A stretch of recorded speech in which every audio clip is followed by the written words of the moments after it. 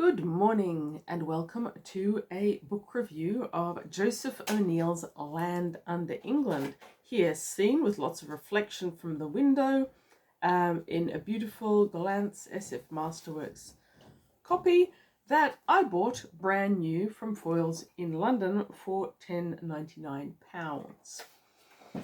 Now, this was not on my reading list, and I'd never even heard of Joseph O'Neill. And fun fact, be cautious in looking him up. There's two Joseph O'Neills. When I first started making notes for this review, I went, wow, this author's still alive. How can that be?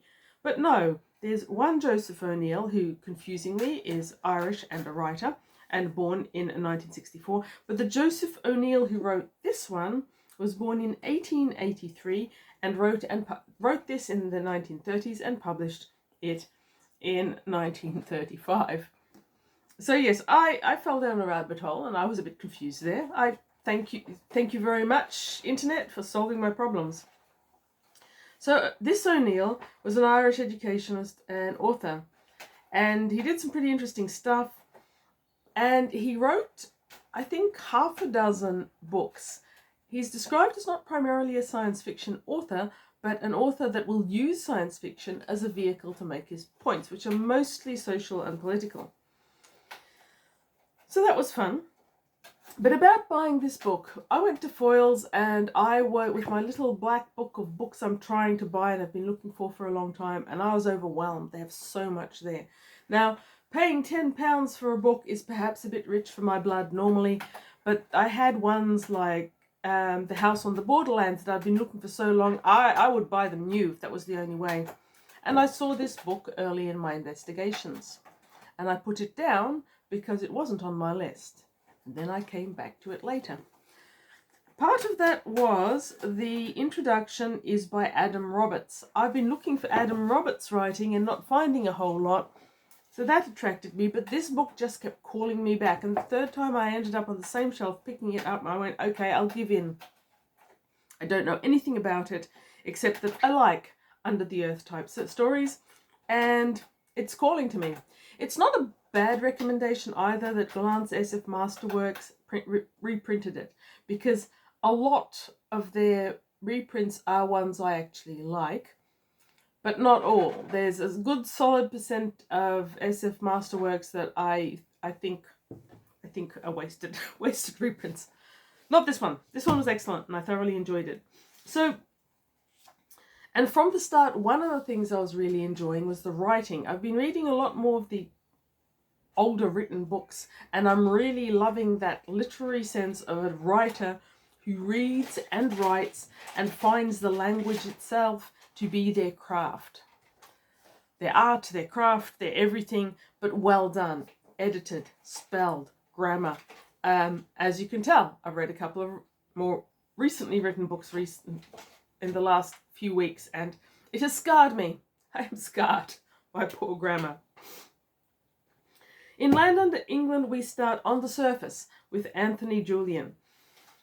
And Anthony Julian comes from a small family who live on a small estate near the Roman wall. His father, also Anthony Julian, I believe, is the last remaining descendant of an old family of Julian, and they apparently had more extensive estates in the area and many family traditions that go back to that particular region. It's a slow build of who our main protagonist is, from childhood, worshipping his father. Winter, go away. He worships his father, but his father isn't a particularly practical man. He lives on his little estate in these dreams of antiquity. He's fascinated by the Roman Empire. He's fascinated by the Roman wall. And Anthony and his father spend a lot of time walking up and down the wall, going on camping trips, researching citizen archaeology, I guess. And his father spends a lot of time going through the writings on the matter. In this dedication, it is purely Anthony and his father. His mother, whom he loves deeply, is kind of excluded and not part of it. Her family, Sterlings, I think they are, from the centre of England, deeply practical men who run factories and engage in technology. They don't rate Anthony Julian's father very highly. Anyway, his father is obsessed with the Roman Empire and obsessed with the Roman wall. And there's this tradition in the family that every 100 years or so, a Julian finds the passage under the wall and makes it to the descendants of the Romans who still live there. Now, I suspect that this is a reference to the lost Roman legion, but it isn't clear. The other thing that takes you a while to figure out is that the Roman wall is Hadrian's wall, because I guess language has changed a bit from the 30s. I know language has changed a bit from the 30s. And things that we would straight away say, oh, Hadrian's wall, north of the United Kingdom, this is the Roman wall. And I only really figured out that it was because the extent of the boundaries and some of the locations around it are mentioned. Okay, so the Julian family has got this tradition of Julians going down under the wall and never coming back, but every now and then one does. And tells of the journey and the fact that the Roman Empire still exists under the wall. Anthony Julian's father, being obsessed with the Roman Empire, is looking for this passage under. And so his childhood passes happily until World War I, when his father rushes off to volunteer to fight against the barbarians. He is sent to a boarding school, which he doesn't love, but says was probably very good for him in the fact that it re-socialized him to other people and other points of view other than his father's. When his father comes back, he is changed, significantly changed. He was always a charming, a bit feckless, but able to engage with people and be loving at times. When he comes back from World War I, he's this hard, stone-eyed, stone-hearted individual that Anthony and his mother can't relate to, but he goes back to the north of England, goes back to the shadow of Hadrian's Wall and the Roman Empire that may still exist in the center of the earth, and he lives there until one day he disappears. And there's a whole lot around that, but the belief in the surrounding locals is, oh yes, when the drought comes, the bottom of the ditch was apparently runs along Hadrian's Wall. It dries up, and then if a Julian hears the call, he will go under. And Anthony Julian, meanwhile, has a good living in the centre of England, working with his mother's family. He's grown up. He's an adult. He's got the STEM sciences, so he's an engineer, and he's making all these interesting advancements. But he's still got this little obsession with the wall and whether his father is actually under it. Now, given the title, we know he finds his way under the wall. And that actually first part of the book takes up a fair amount of the book. But I was loving the writing, so I didn't care. Okay, what else? This, by the way, is one of the most quotable books I read recently. There's some beautiful, beautiful descriptions, and yeah. I have no greater fear than other men. Yes, that's going in the collection. And then he finds his way under the wall. Well, he falls through it, really, so he doesn't have much time for preparation, but he does have on him all the things that he'd planned to use for the 2 or 3 day camping trip he was on. And under the wall, he goes down, down, down into the darkness, and he encounters strange and monstrous animals and strange and fungal growths. And there's no Roman Empire waiting right there for him. He has to travel a lot. Now, I really enjoyed this trip under the earth. And I was interested, after I finished the book, I read a few Goodreads reviews. And one person says that that it lacked descriptive power. And I don't know if it's just that I've read an awful lot of under the earth books, or if I've got a lot more imagination than that reader, but the visuals for me were spectacular. And a certain amount of them seemed to me to be strongly based on one of the C.S. Lewis books. C.S. Lewis, oh, no, don't do that. Don't do that.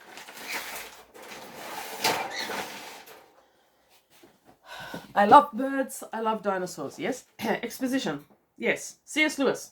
So C.S. Lewis, if I remember correctly, wrote in the 50s. And the third book in his Narnia series, and I know a lot of people revile Narnia, but I grew up on it. I love it. The third one especially, I don't see any Christian motifs in there at all. It's the silver chair. And our protagonists end up traveling below the earth, down through these strange caverns with fungal-like growths and strange animals. And I was getting really strong silver chair vibes from Land Under England. So my feeling is that Lewis may well have read this Joseph O'Neill book. Anyhow, that spectacular journey, and he does eventually find the Romans. The Romans. By now he is delighted to find any human, so he runs toward them screaming, and you as the reader going, no, no, back off, take it easy. But no, he runs towards them screaming. He has just journeyed down from higher lands on basically a mushroom cap. These massive mushrooms that dried, and when dried, float upright, and he gets into it. Tolkien barrel riders? I don't know. And he floats down this river, down this waterfall, and ends up in this giant saltwater lake that clearly comes from the open air because it's full of animals and plants, various nutrients, and this is what the Land Under England generally subsists on. Running towards them, yelling in delight, even though he speaks fluent Latin, he's not getting any responses, and he slowly figures out he's taken on board the ship, taken towards the city, and people just stare through him blankly when he tries to communicate, and they're all utterly silent. And slowly but surely, he realizes that the Roman Empire down here is actually telepathically controlled by a very few individuals, the masters, and everyone else is basically has no brain, is only controlled by these through telepathic powers. And from then on, we have quite a large amount,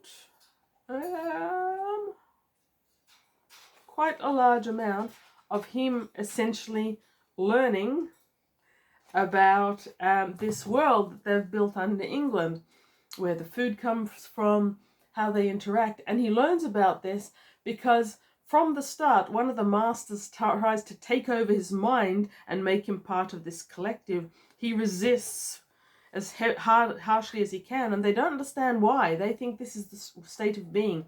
They believe that all their brainless drones are happy individuals, part of the great collective, living in joy, and this person is resisting.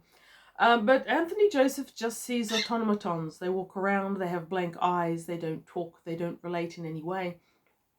They have nothing in them that he actually sees as human. And so he's resisting to the core, horrified by what this collective has become. Now, so that first part is definitely a straightforward under the earth type adventure in the vein of Jules Verne, H.G. Wells, Edgar Rice Burroughs, all the ones that I've loved over the years. But having reached Rome, I think Joseph O'Neill really enjoyed writing those parts. They're fun.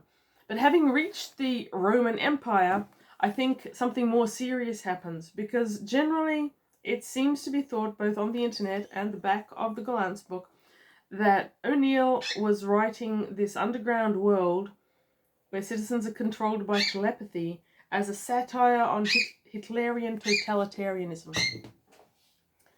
So totalitarianism seems to be in a lot of the things I've been reading recently. And here, O'Neill gives a remarkably convincing fantasy science fiction explanation for it, but a remarkably chilling imagery of it. Because here we have these people who aren't people anymore. They have no personal individuality. They do want nothing except what the state wants. They're controlled entirely by a few individuals with no doubts as to their rightness in the situation, and no doubts as to their control of all of the rest of humanity. It's quite weird, and it is quite chilling. Is it a satire? I've never really quite understood exactly when something is and isn't a satire. I don't think it's a satire so much as a chilling prediction, a chilling perspective. Because obviously, above world totalitarianism or regimes don't control their subjects in that way, they just want to. And they would if they could. So that part is a bit more serious, but I also enjoyed it considerably. Throughout this, we're shown the schools and how this control of the individual is first initiated and enforced. And I enjoyed this exploration. This is a book that I actively waited for my time to read. I read it late. I'd come back to it when I shouldn't really be reading. I should be doing other things. But this was one that totally grabbed me. It hooked me. It kept me hooked until the very last page. So I loved it. Now, 2 tiny spoilers. Throughout this, Anthony Julian is looking for his father, who he believes is still alive there. But is he really him, or is he part of the collective? And we do get an answer to that question. And as this is exposition style, it's not really a giveaway to say that Anthony does eventually find his way to the surface. Because otherwise, what would the expositionary style go? It's like, and then I died, and I'm a ghost telling the story. No, it's him telling his story, so you know he's going to survive. On the back, there are a couple of things that I feel are a bit spoilery. So if this sounds good, I reckon just read it and read the back later, if I haven't spoiled it for you already. The introduction ends up saying Anthony must fight to save his father and find a route to the surface or perish, or worse than perish, because Anthony Julian is quite willing to die rather than become one of these mindless automatons, as he calls them. The introduction by Adam Roberts, which was a diagnostic feature in me buying it, was also very good, and he ends it. It seems to me, rereading this darkly compelling, claustrophobic novel, that it is more relevant now than ever. I agree. If anything I've said sounds interesting, if you like Journey to the Centre of the Earth, if you like really good writing of the Orwellian, Verne, H.G. Wells style, I reckon try Joseph O'Neill's Land Under England. There will be another review coming up soon. I'm doing a buddy read with Robin from Bookspan of The Stone God Awakens. Look forward to that, and read good books.